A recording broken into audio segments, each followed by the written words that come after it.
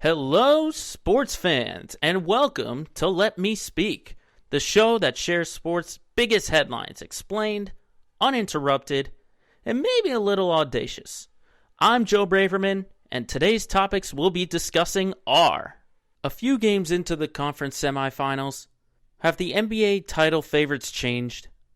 Plus, inching closer to the NHL's Final Four, who's the favorite to win the Stanley Cup? And resetting the AFC after the trade of Julio Jones. It's episode 27 of Let Me Speak, and it starts right now.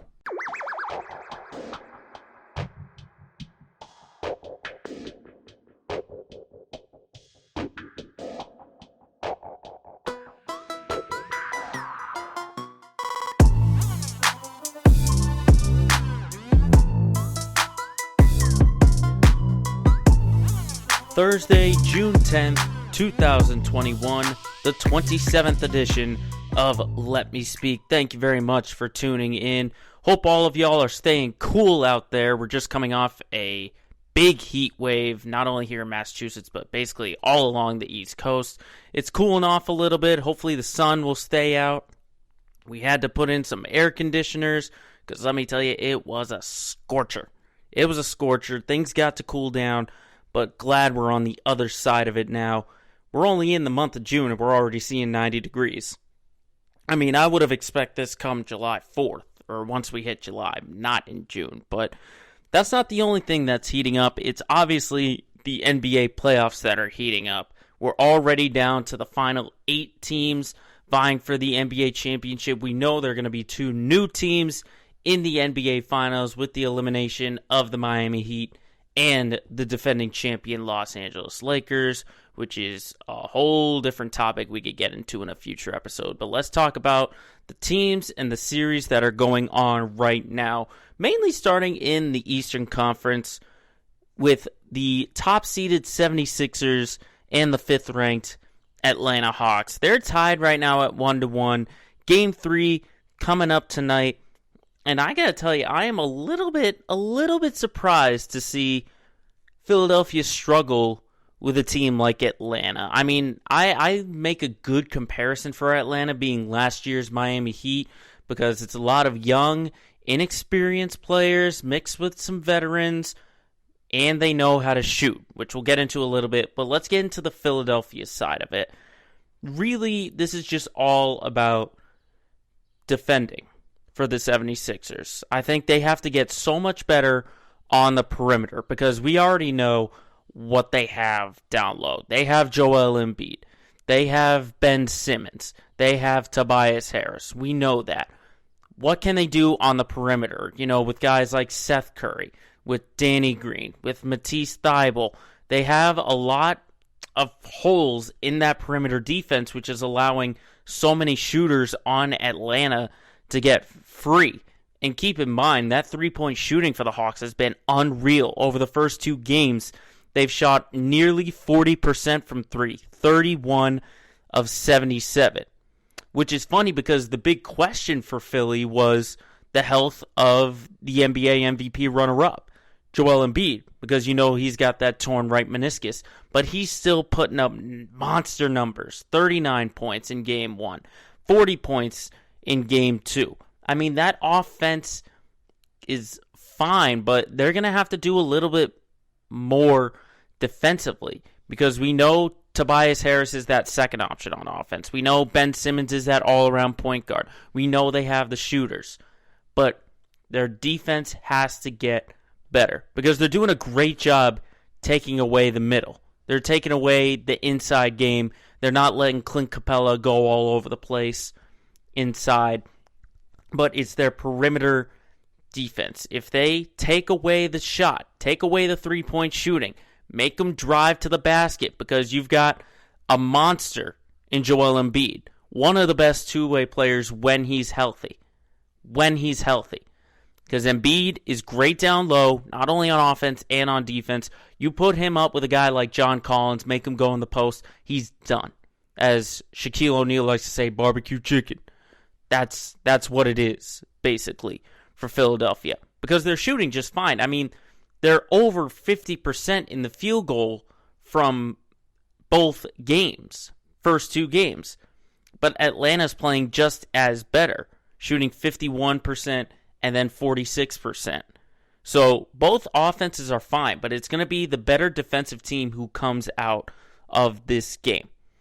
But like I said, Atlanta is pretty much this year's version of last year's Heat, the Miami Heat from the bubble. It's a lot of young, inexperienced guys. You look at Miami, they have a bunch of young guys last year, from Duncan Robinson to Tyler Hero to Kendrick Nunn. Atlanta's got that same thing. Trae Young, Kevin Huerter, John Collins, Bogdan Bogdanovic. Keep in mind, this is his fourth year in the league, but his first time in the playoffs, because God knows Sacramento's made the playoffs recently. But Trae Young is obviously that superstar. He's the engine of that Hawks team, and he's going to do much better than 21 points that he scored in Game 2. We obviously know that was a loss. Philadelphia sort of came out and set the tone early. But Trae Young is going to have to score much more. What I do like seeing from Atlanta is Danilo Gallinari and Kevin Huerter coming off the bench. Because, I mean, look at what they did in Game 2. 21 for Gallo and 20 points for Huerter off the bench. I think that's exactly the spark you're kind of looking for. I don't see that when I look at Philadelphia. They don't have sort of that jolt on offense coming off of the bench. And keep in mind, Atlanta also has Lou Williams, who I've raved about in recent weeks. I don't think Philadelphia has that sort of spark plug to really get that offense going. But I still think Philadelphia will come out of this series. I still like the 76ers to eventually get themselves together. Maybe take this in 6 games, I would say. But I think Philly does have a lot of questions. I think they will be able to stop Atlanta. I think they'll be able to do it. I know it's tied 1-1. Game 3, very decisive tonight in Atlanta. You know, some could argue that whoever wins this is going to win the series. That could be the argument. Because if Atlanta wins this, then all the momentum heads to their side. And they have another game at home where they can take a commanding 3-1 lead. But the perimeter defense of Atlanta, or of Philly, the perimeter defense of Philadelphia, I think does improve a little bit. I think their shooting gets a little bit better. I think Ben Simmons comes alive for a couple of games. I do think they get out of this series and head to the Eastern Conference Finals. But I wouldn't put my money on them in the NBA Finals because my questions are being answered in the other series in the East. That's the Nets and the Bucks, with Brooklyn leading Milwaukee 2-0 Game 3 tonight for those two teams. And honestly, like, I've been the biggest skeptic of Brooklyn so far, but I think, you know, I'm changing my title pick, especially seeing the 76ers in the Atlanta series. I think Brooklyn, even without James Harden, is just more solid right now. They know what they are. And I think Philadelphia is just too inconsistent. I don't think even if they get out of the series and play Brooklyn or Milwaukee, that they'll be consistent enough to hold down either of these two teams. But going into the Brooklyn-Milwaukee series, even without James Harden, Brooklyn has been dominating, absolutely dominating. I mean, look at the three-pointers here, that they are on basically different ends of the spectrum. Brooklyn shooting 44.5% over their first two games, and Milwaukee shooting barely 24.5%. All right? So I think that's sort of the identity of the Nets, is just they're a strong offense, and, you know, you're going to have an offense that matches up with them. And what's kind of sad is that, you know, I think Milwaukee, they have the tools to be able to beat Brooklyn. Because, you know, when you look at that offense, the way Brooklyn moves, they have great ball movement. Their offense basically makes defenders look like child's play. But look at on the other side. Milwaukee has size. They have Brook Lopez. They have the Greek Freak. They have Bobby Portis. They have so much more toughness than what Brooklyn has inside. Like, I would choose those three guys over Blake Griffin on defense any other day. And look at the points in the paint from the first two games. 124-86 on points in the paint. Milwaukee has that advantage. But here they are continuing to chuck up threes with Bryn Forbes and Drew Holiday and Chris Middleton. All right? I don't care if you have to do it 150 times in the game. If you have that clear advantage, you keep doing it. Coach Bud has to lean on their size advantage, all right? And this could be more pick and roll with Brook Lopez, increasing the pace on fast break. I mean, Giannis scoring much more than 18 points in Game 2, all right? They don't call him the Greek Freak for no reason. He has the size and the length to be able to dominate Brooklyn inside, and they're not doing that. They have to do that 150 times. If they have to go to it on every single possession, that's when the threes open up. If you lean on your size inside, then you have a chance. And that's why I'm more disappointed in Milwaukee than impressed with Brooklyn. Because, yeah, we know Brooklyn can shoot. They can shoot it outside, but they don't have an inside game. They don't have an inside game. Blake Griffin is their center, is their starting center. The guy you're asking to be your rim protector. You're telling me he can protect against Brook Lopez, against Giannis? I don't think so. All right, so this is all on Milwaukee. Like, I don't even care if they win tonight. If they can, I'll tell you this, if they can tie the series up at 2-2, then I will give them a chance. But if Brooklyn even gets one game in these next two, then I say it's over. If they win tonight, it's over. I'm going to say it's absolutely over. They'll be on their way to the finals. I'm totally going to go past the conference finals. I'll say they get to the NBA championship, and they'll represent the East. That's how I say, if Brooklyn wins tonight. But only if Milwaukee wins their next two games at home, then I will give them a puncher's chance to beat Brooklyn in this series. I still think the Nets are going to come out of this regardless. But I'll still hold out hope for a silver lining for Giannis and the Milwaukee Bucks. Now, over in the Western Conference, we have Game 2 tonight between the Jazz and the Clippers. Utah winning 112-109 this past Tuesday. Obviously having a huge rally, down early on by, I want to say it was about 15 points or so in that first quarter and in that first half. Utah using Donovan Mitchell, a superstar to be soon, but he's going to be the best player on the floor. That's what it is for Utah. He's got to be that best player on the floor. 45 points on over 50% from the field goal range, 6 of 15 from 3, 7 of 8 from the free throw line. When you have a team that has both Kawhi Leonard and Paul George on it, on the other side, your superstar has to be the best player on the floor. And that's what he was in Game 1. And that's what he's going to have to be in the remaining part of this series. That's what I think for Utah. If Donovan Mitchell can be a bigger superstar and have more impact on the floor than Kawhi Leonard, who's probably the best two-way player in the league right now, and Paul George, who still can be an offensive juggernaut even if he gets ridiculed for calling himself Playoff P. If Donovan Mitchell is better than those two, then Utah will firmly have a grasp on this series. But I mean, overall, even with Donovan Mitchell, I think the size of Utah is just overpowering the Clippers. Remember, LA doesn't have Serge Ibaka, and their starting lineup for LA, I want to say it was Leonard, Paul George, Reggie Jackson, Marcus Morris, and Nicholas Batum. All right, that there's no center right there. Your center is Marcus Morris, and he's 6'8". All right, look at what the size the Jazz have: Rudy Gobert, Royce O'Neal, Derek Favors. Not only do they have great size and defense, but they're great rebounders. LA just doesn't have that same size. They don't. But I think the biggest difference for Utah in that they take control of the series versus the Clippers is Jordan Clarkson, the sixth man of the year.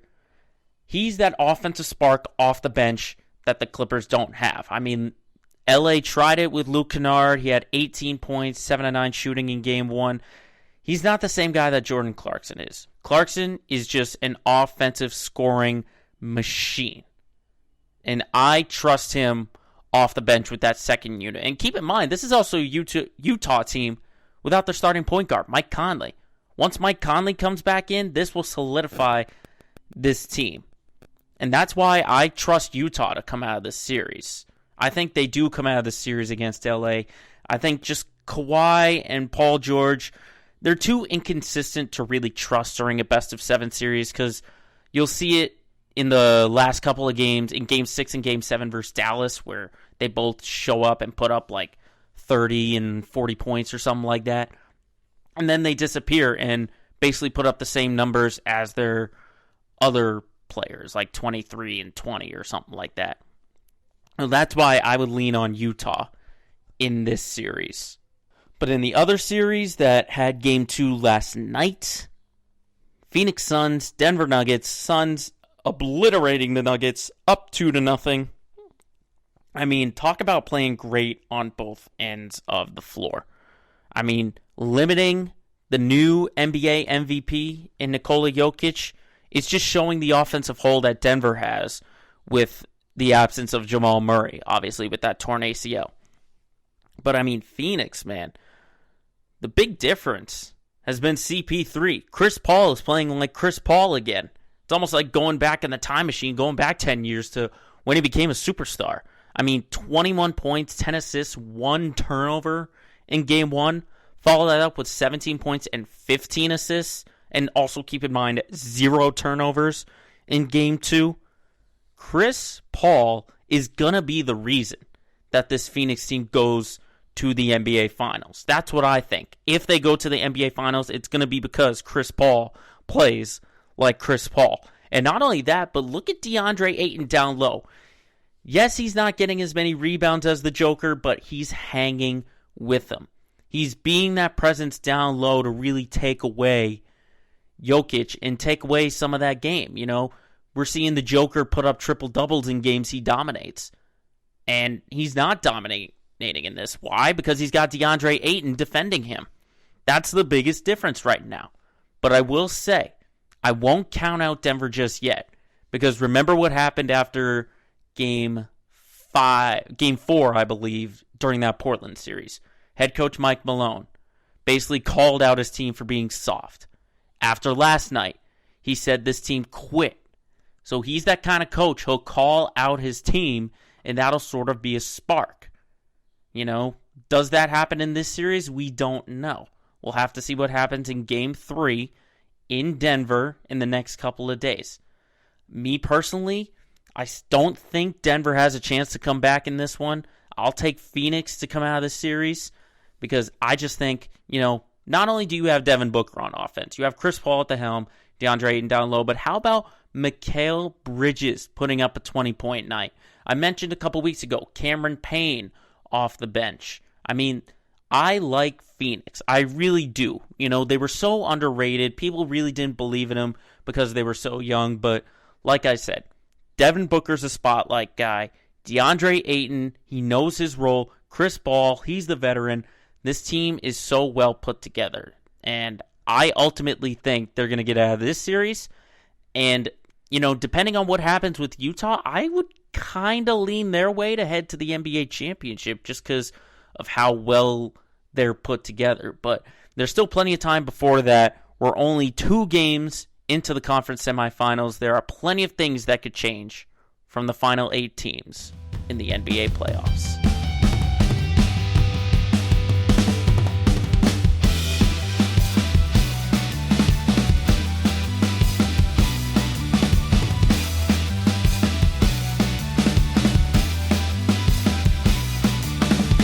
And of course, like I say every single week, the NBA aren't the only league that's got playoffs going on. Talk about what's going on in the NHL. We've got a bunch of what I would call Cinderella teams going up against a couple of favorites.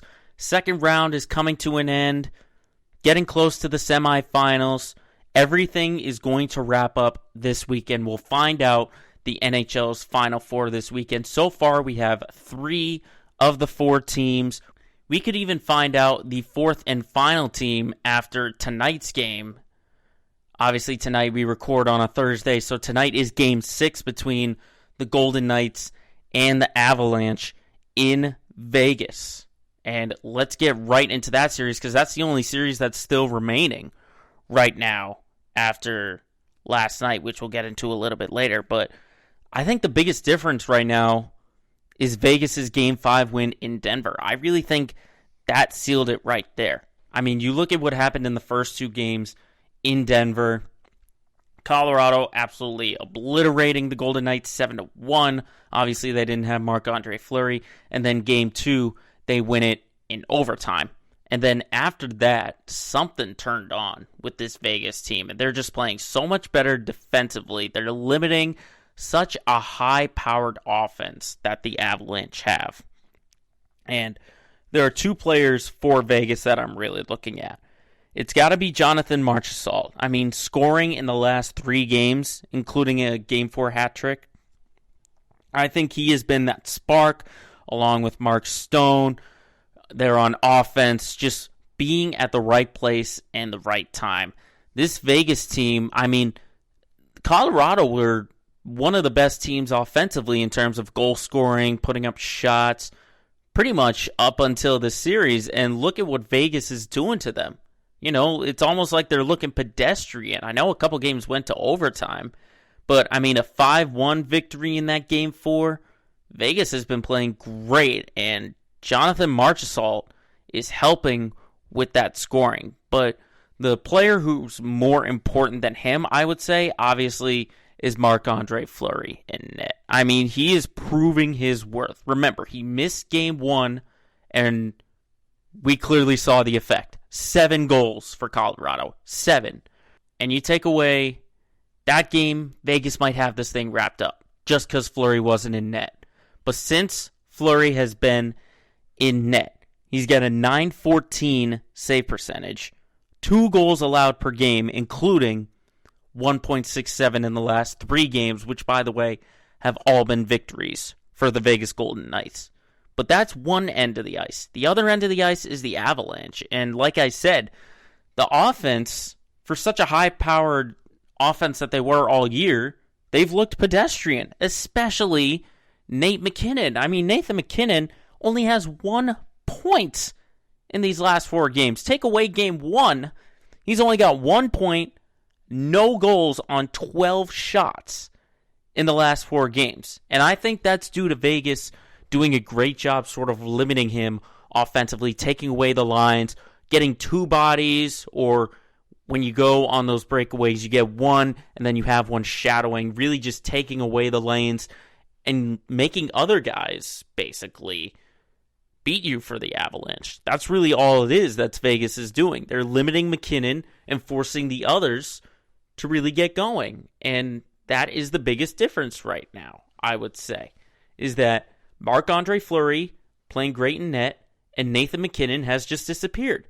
If the Avalanche are going to get back into the series, he has to score. And I don't mean score in points. I mean score goals. Score goals, all right? He was one of the top goal scorers all year long. He needs to step up if the Avalanche have a chance.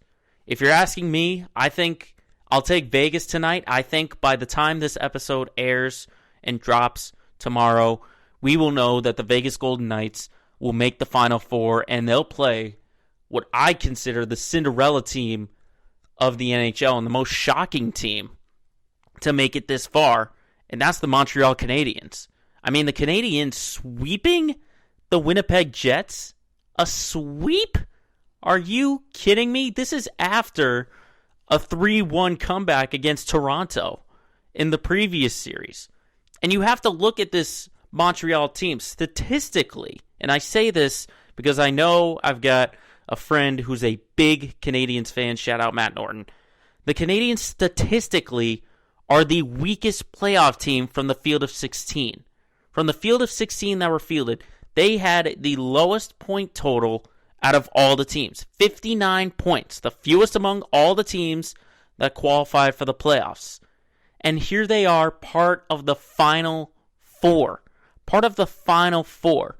And to me, this is just a well-disciplined team. There aren't a ton of guys that'll flash out statistically, but they're just a well-disciplined team. Look at the numbers during this Winnipeg series. During the sweep, they were 8 for 8 on the penalty kill. 8 for 8. Perfection on the penalty kill. And not only that, but you got a tremendous veteran in net, Carey Price.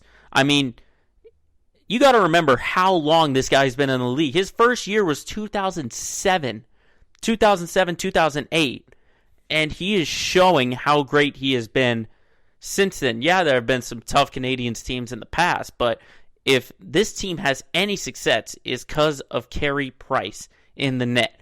2.18 goals allowed average in this series, which is the best among remaining teams. The best. And not only that, but a .942 save percentage in this series.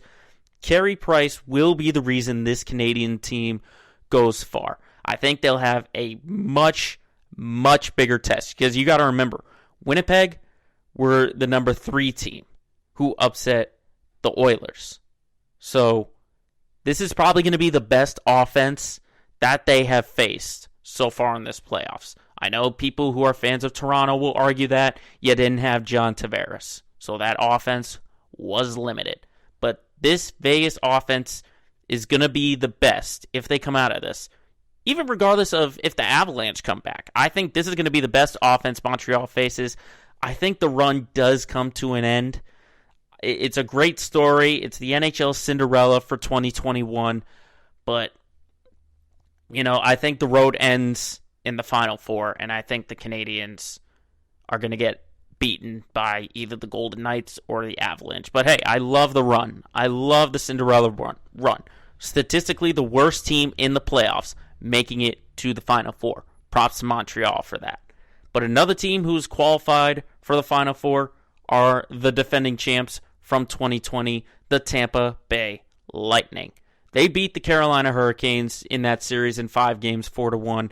And honestly, it looked like it was just no match. No match for the Lightning. I know there were a lot of close games, but it just never really felt like they were in any danger despite losing in Game 3. I mean, they should be, in my eyes, the Stanley Cup favorites. That's what I say. Because you have Andrei Vasilevsky in net playing like an MVP.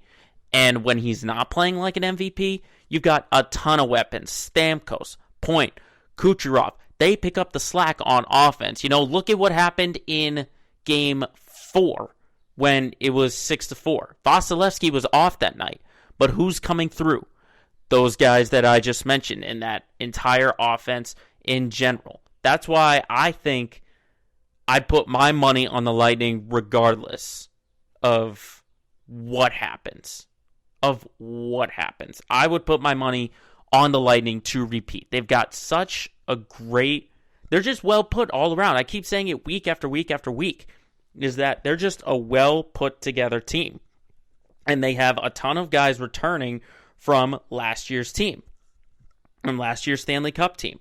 And I think it's definitely going to be a test with the team that they're going to face, but even regardless of what happens in the West, I would bet money if I'm a gambling man.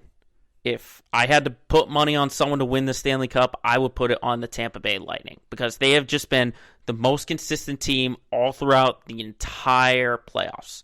The entire playoffs, they've just been so consistent, so dominant.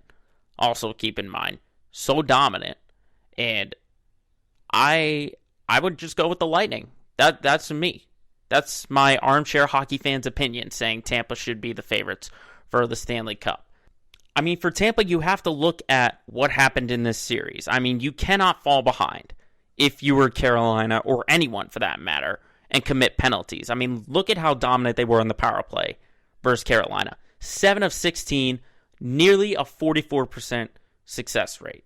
So that's the only thing. You have to play a flawless game to beat this Tampa team. You have to play a flawless game. You can't commit any penalties. You have to keep it even strength 5-on-5. And even with then, it gets tough to defend. So that's why I would say Tampa are my Stanley Cup favorites. But the question is, what happens in the series up next where they play the team who qualified just last night, the New York Islanders, who beat the Boston Bruins in Game 6 pretty decisively, I would say, winning the series in 6 games, heading to the Final Four for the second year in a row, and they get a shot at redemption against the Tampa Bay Lightning. Now, we'll talk about the Boston side of things in our Let's Get Local segment from this series, but let's look at what the Islanders did in this series. They were aggressive, especially when you look at last night's game. You could just tell that they knew this series was in their hands. I mean, they had Boston on their heels pretty much since that Game 2 win where they won in overtime, even if it was a turnover, something like that. I'd even say in Game 3 that even though they lost that game, they were in control and they felt like they had all the momentum. Why? Because they played aggressive. If you watch that Game 6, they were just very aggressive. They had a strong blue line D. They weren't allowing a high-powered offense like Boston to get any zone time, forcing the mistakes and forcing the turnovers. They are probably, in my eyes, the most physical team in this playoffs, and it's that physicality that led to a bunch of those Boston turnovers, allowed those goals, especially last night by Brock Nelson. I think this is a team that has basically flown under the radar all season long. Remember, this is the number 4 seed from the Eastern Division, all right? This is the number 4 team. They flew under the radar so much, and that shows how tight that Eastern Division was, is that many people were picking the Bruins or the Caps or the Penguins. Everyone forgot about the Islanders, and here they are in the Stanley Cup's Final Four. Now, it's going to be much tougher. I think this Tampa offense feels a little bit more put together than the Bruins, because obviously the Bruins, they had their perfection line, then they had Taylor Hall in the second line, but after that it kind of fizzled out a little bit. This is a Tampa offense that's great. Pretty much their first and second line, their third line keeps it up, and even the fourth line, I'll say, has a chance. In my eyes, very early on, I mean, we just found out about the series last night.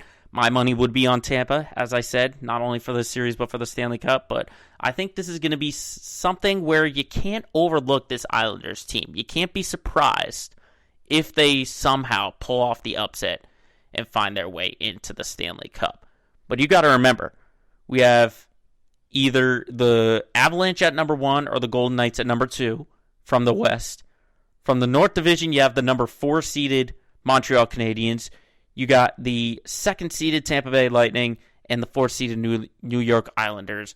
That is what makes up the NHL's Final Four, bringing us one step closer to crowning a champion for the Stanley Cup.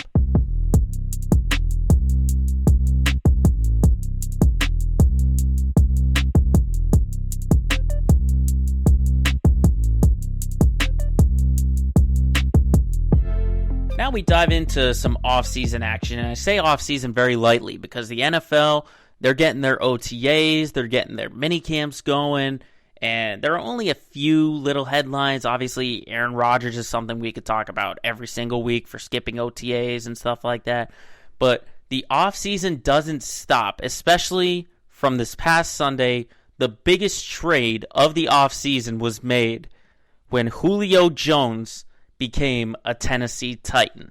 All Tennessee had to give up was a 2nd-round pick and then I believe a 4th or 6th round pick swap with the Falcons, I believe was what was given up just to get Julio Jones. Now, I would definitely call that a snag. I would call that a snag if I was Tennessee. Just giving up 2 picks for a guy who's been a 7-time Pro Bowler, I'd make that move any day of the week. Now, the question does become, with Julio Jones on this Tennessee team, does that put Tennessee in Super Bowl contention? That is the subject of our weekly recurring segment known as Hot Takes. Oh, hot, hot, hot, hot! Hot, hot, hot, hot, hot, hot! So you have to look first off at what Julio Jones did last year. Obviously, it was his least productive year since his rookie year, and then the year he was injured. I mean, 51 receptions, almost 800 yards, and 3 touchdowns in 9 games. 9 games. It's only the 3rd time in his 10 seasons that he posted a non-1,000-yard receiving season. Okay? And everyone will argue that, oh, he's 32. This is usually the time where most wide receivers and most NFL players start to fall off a little bit. Let's push the pause button on that a little bit, and let's evaluate Julio Jones. regardless of if he's 32. He can be just as effective just from his size. He already draws defenders. I mean, when you look at his last few years in Atlanta, let's say past the Super Bowl team, past Super Bowl 51, defenders and defensive backs knew to double team this man. Double team this man. And even when he was getting the ball, he was carrying a bulk load. I mean, I think he had like a 200-yard game and like 13 receptions, I remember. I can't remember exactly when it was. But when you look at what that Atlanta offense had, there was really no other weapons that were game-changing besides Julio Jones. I mean, you could say Calvin Ridley from these past few years took a load off a little bit, but still, your go-to guy was Julio Jones, and he was just a workhorse.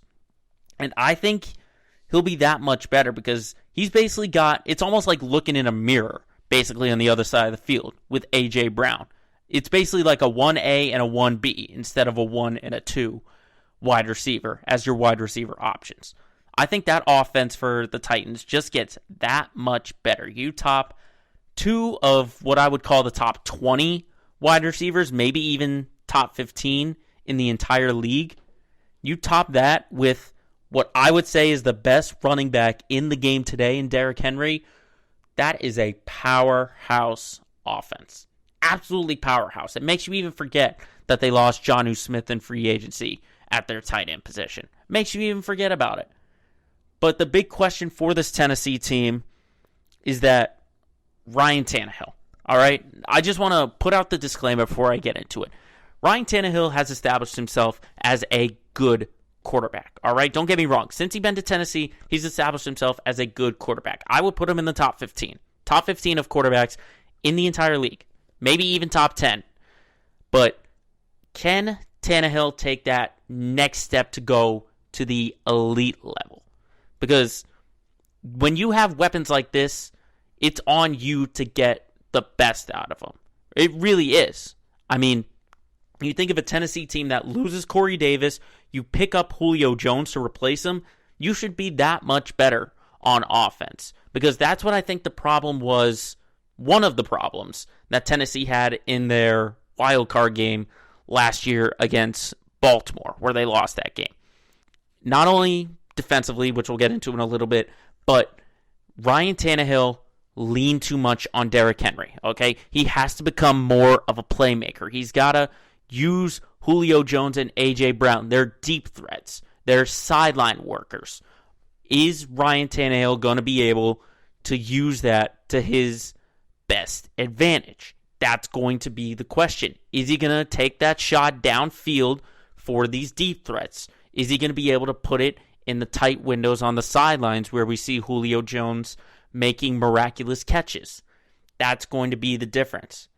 Because even if you have a bad game with them, you can give it off to Derrick Henry. If he can be taking the bulk on offense, he's going to have to make that next step, all right? Is just moving the ball downfield, putting the offense on his shoulders, and marching them down the field. That would be the only question offensively that I would have for this Tennessee team. Is Ryan Tannehill going to be able to march this team down the field?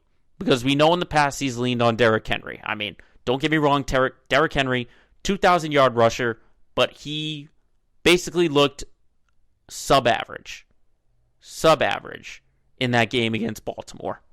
And if you're getting an elite 7-time Pro Bowler in 10 seasons in Julio Jones, pair him with A.J. Brown on the other side, Ryan Tannehill should be able to make those throws. If he can make those throws, then you can be certain that this Titans team will be great. But are they great enough to be Super Bowl contenders? I'll tell you this right now, that they should win the AFC South. With preseason predictions, they should win the AFC South. Because look at what else is going on in that division. The Houston Texans are an absolute mess with Deshaun Watson. Absolute mess.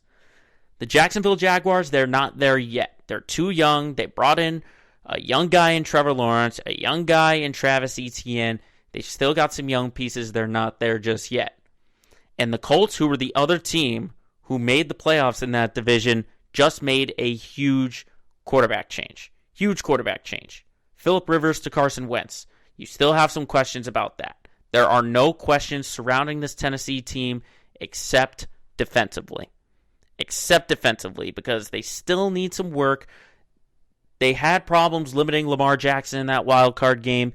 And even though they signed Bud Dupree, you got to remember Bud Dupree is coming off a torn ACL that he suffered in week 12. In week 12. So that's about November, I would say. So you're asking from a guy who's only about 8 or 9 months off a torn ACL to lead your defense on the edge. And that was really the only thing defensively that Tennessee needed, was some edge guys to pressure the line of scrimmage, which I think Bud Dupree, when he's healthy, he can, but this is a guy who's coming off a torn ACL. So if you ask me, I still think they're behind the Chiefs, the Browns, and the Bills. I think they definitely win their division. They should win their division, but in terms of the Super Bowl, I don't think they're there yet when we're talking preseason predictions. When we're talking in the preseason before games have even started. We haven't even started training camp yet, all right? Training camp is like just getting underway for a few teams. So as of this moment, I can't say I would put my money on Tennessee to be a huge Super Bowl contenders. I still think they're, we'll have to see what happens in the regular season. We'll have to see what happens in this 17-game season. If Tennessee does great on the field, then we can say they're Super Bowl contenders. But at this moment, I like Kansas City, I like Cleveland, and I like Buffalo over Tennessee right now. But talk about a big upgrade. Getting Julio Jones on your team definitely puts Tennessee in a great spot heading into the 2021 NFL season.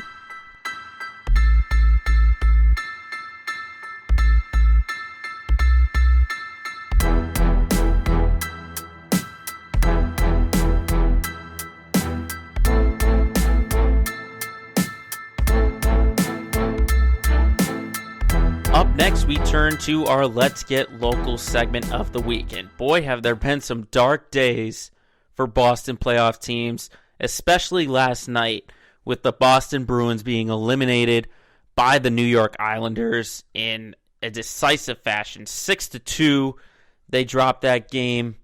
And I talked about the New York side of things. Let's talk about the Boston side of things. Because, oh my goodness, they just felt totally outmatched. That really pretty much since game 3, they were outmatched. They were on their heels, and especially looking at that game last night, they barely could get any zone time offensively. Barely any zone time offensively. But I will say that part of it has to do with the Brandon Carlo injury. Obviously, he left in game 3, and you could sort of feel that presence defensively because they struggled. You're asking Charlie McAvoy to do more. You're asking Matt Grzelcyk to do more. Connor Clifton to do more. It just felt it was too much. It was too much. And not only that, but they were just too careless with the puck. Too careless with the puck. And you have to remember that, to me, that they always felt like they were playing from behind. Because remember, in game 1 was really the only decisive game where you trusted that this Boston team could get out of this series. Head to game 2, down 3-1. Yes, you come back and force overtime. Then you have a terrible turnover, evens the series up. Then game 3 in New York, you get it in overtime off of what I would call a miracle shot by Brad Marchand in a very tough angle, and Varlamov basically just missing that puck. Then game 4, easy for New York. Game 5, easy for New York. Game 6, easy for New York. They always were playing from behind really since game 2 because they were just too careless with the puck. And obviously, it just goes on sort of the lack of depth that they have, more so on the defensive end. Because we could even go back to free agency when Zdeno Chara left and Torrey Krug left. You're asking a ton of young guys who are inexperienced to play on the second and third line and to give this team some depth. All right, because I think having that balance of Brandon Carlo, Charlie McAvoy was great on the first line.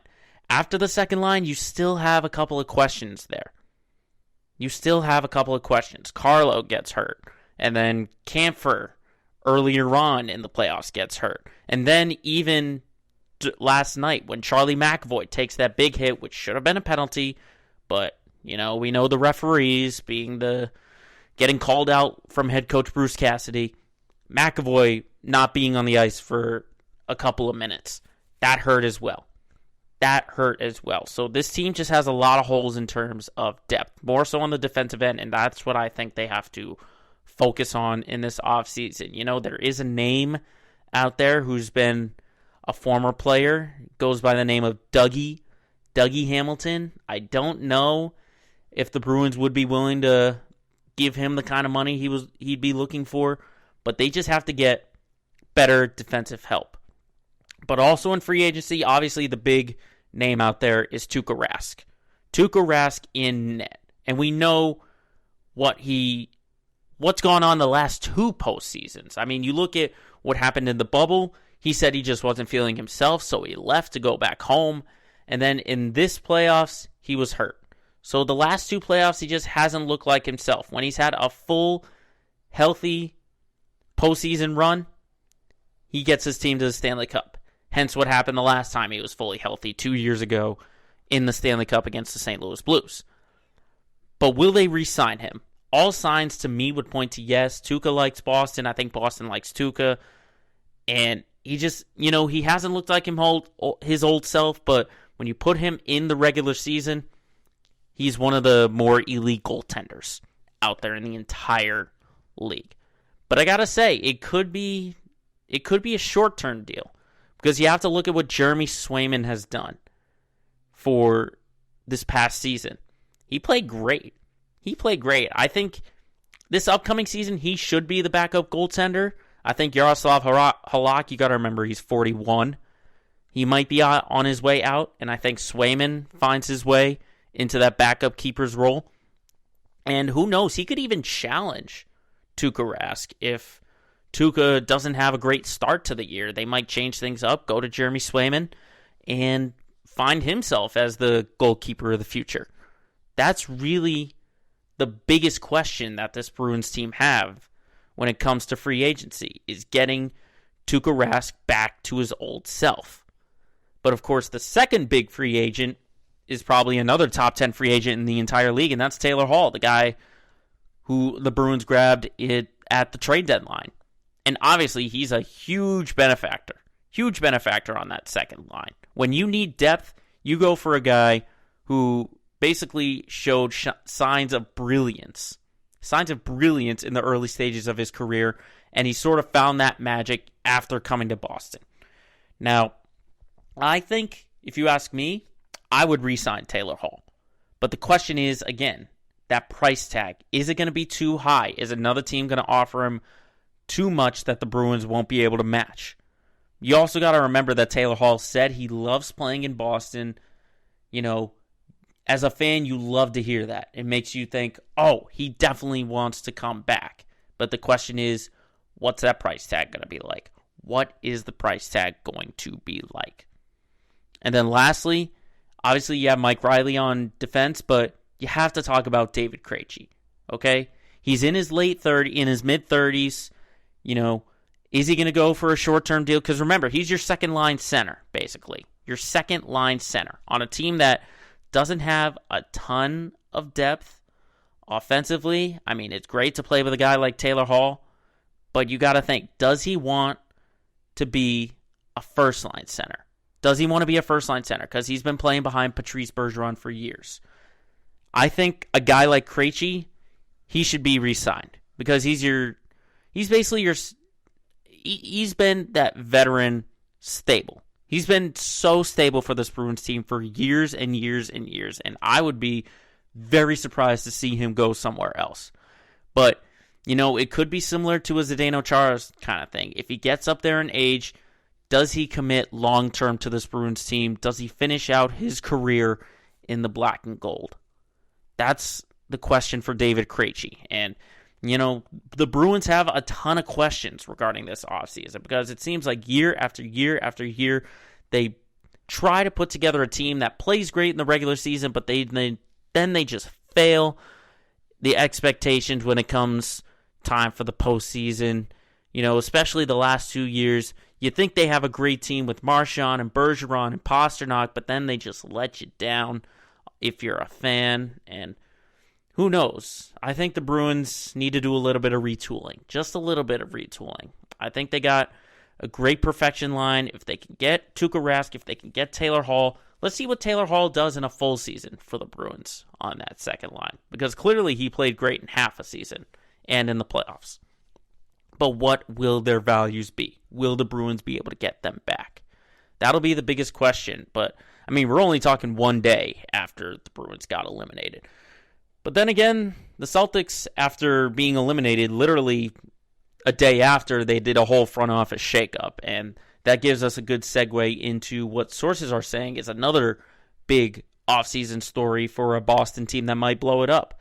The Celtics, according to some sources on a report from Bleacher Report, says the Celtics and Kemba Walker have mutually agreed to go their separate ways. They've agreed to move on. And it's all going back to last offseason in 2020 when Danny Ainge floated Kemba Walker as a piece for Drew Holiday. Obviously, Holiday went to Milwaukee, but Kemba was hurt when Danny Ainge in the front office decided to do that. And honestly, it's not that shocking, at least from my vantage point, to see Kemba Walker possibly be moving on because it's pretty much another Gordon Hayward scenario. He's a great guy in the locker room, and he's great when he's healthy, but he just hasn't been healthy and hasn't been as productive that the Celtics were hoping for. And it's definitely going to hurt to see him gone if he does move on before next season. Because Kemba Walker has to be one of the most joyous personalities in the NBA. You talk to one guy and they say nothing negative about Kemba Walker. But again, this is just a guy who had a ton of health problems since he signed with Boston. He's not that guy that he once was in Charlotte. The question is, though, who is going to take on that contract? Who is going to take on that contract? Because, maybe you have to wonder, we're not hearing it from Woj or anything like that. The relationship could be mended. It could be because you have to think Brad Stevens as a coach loved Kemba in the locker room and on the court, and now he's the team president. Does that relationship get mended, or does Brad sort of take over Danny Ainge's role and basically continue what he started, what Danny Ainge started? Because that contract is definitely going to be tough to move. It's going to be tough to move, and he's got a bunch of health problems. Kemba's turning 31 this past May. I think his trade value is definitely going to be hurt if the Celtics do want to move him on, but they're going to have to throw a couple more pieces, possibly a couple more draft picks even, if they want to move on from Kemba Walker. But who's going to be your point guard, though? Do you trust Peyton Pritchard to be your point guard? That's a question that Brad Stevens is going to have to ask himself. But it's going to be tough not to see Kemba Walker in green if they do decide to move on. And it has just been all around negative for Boston so far. But if there's one piece of good news for any team in the city of Boston, it's that the Sox swept the Yankees for the first time in 10 seasons. That's right. This past weekend, they went into Yankee Stadium, took it to those fans, and said, hey, you don't like us, we don't like you, let's sweep you. And the rivalry, with the AL East being so tight, this rivalry could be restarted. And we could start to see a little bit more fight between the Red Sox and the Yankees, especially after what Brett Gardner said. I mean, Brett Gardner, he's been around the block a few times. He knows about this rivalry. And he came out and said, we don't like them, they don't like us, especially since Alex Cora is back in that dugout. So Xander Bogaerts said that quote was used as some inspiration. And I say, why not? Why not? Use any kind of motivation to beat this team. Let's see that rivalry, because a Red Sox-Yankees rivalry is good for baseball. It is good for the entire league to see the Red Sox and the Yankees at each other's throats. Why do you think so many people talk about the mid-2000s? Why do you think so many people talk about 1986, 1976, the Babe Ruth selling? Okay? This is good for baseball if we see that Sox-Yanks rivalry renewed. Now, obviously, it does get put in the rearview mirror because the Sox have a series with the Houston Astros. And again, like I said, Houston is humbling the Sox, showing them that they are not there just yet. They're not there yet in terms of being World Series contenders. But Sox fans can take good joy knowing that their bitter rival were swept by the Red Sox. I mean, to me, that feels good. To me, that feels so good to see the Red Sox sweep the Yankees. But hopefully, the Sox, they're the only team playing right now. Both the Bruins and the Celtics are eliminated. The Patriots still have season. They got their mini camp to go. And it's going to be just a few more months until we see them back in action. But for right now, all hope lies on the Boston Red Sox because they are the only team playing in the city of Boston.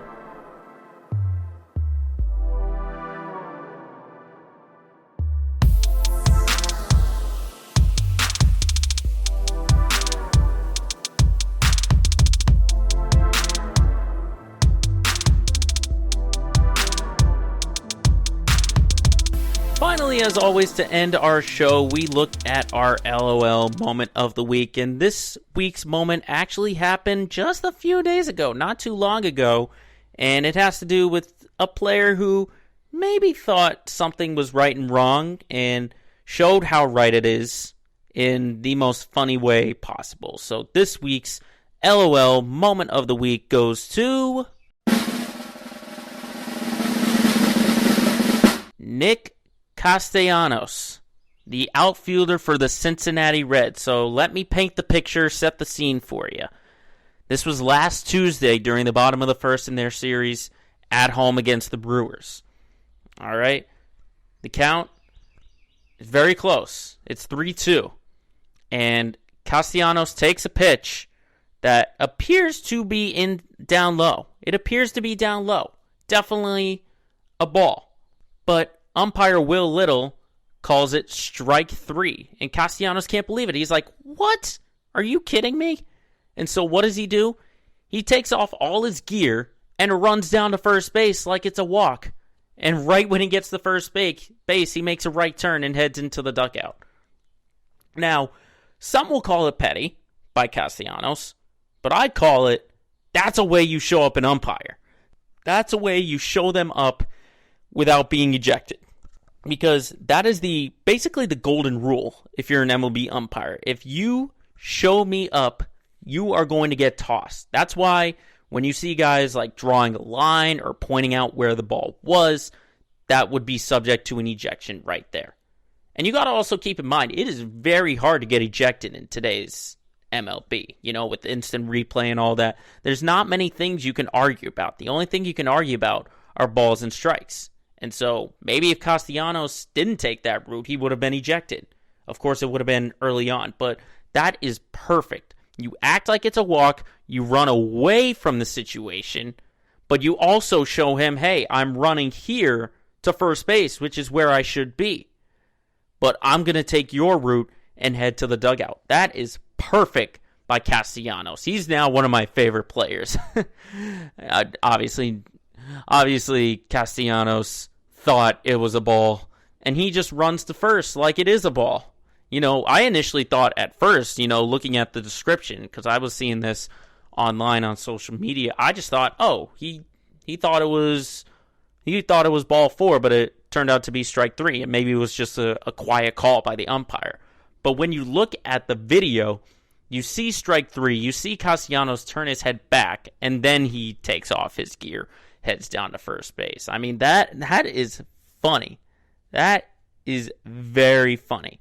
And who knows? It could just be frustration for Castellanos for a team that started 6-1 and now are barely scraping 500 right now. I mean, that's what it could be. It could be a little bit of frustration there too. But I will say Cincinnati has won 5 of the last 6. But you got to remember, it's a Central Division with the Brewers, the Cubs, and the Cardinals in it. All right? The Brewers, Cardinals, and the Cubs. But I mean, if anyone was going to show up an umpire without getting tossed, that's how you do it. That's how you do it. And you also got to remember Castellanos. He was a big trade target not too long ago. I believe he did get traded to the Cubs, and then he wound up signing with Cincinnati. So now he's become one of Cincinnati's best hitters outside of maybe Joey Votto or Dietrich. You know, I'm probably missing one other guy, but you got to remember, this is a Central Division team that's in the same division as the Brewers, the Cubs, and the Cardinals. Teams who I thought at the beginning of the year were going to be much better than them. Much better. So, Nick Castellanos, I applaud you for taking the high route while also giving something baseball fans can laugh at. By taking a walk on a strikeout, you have earned your way into this week's LOL Moment of the Week.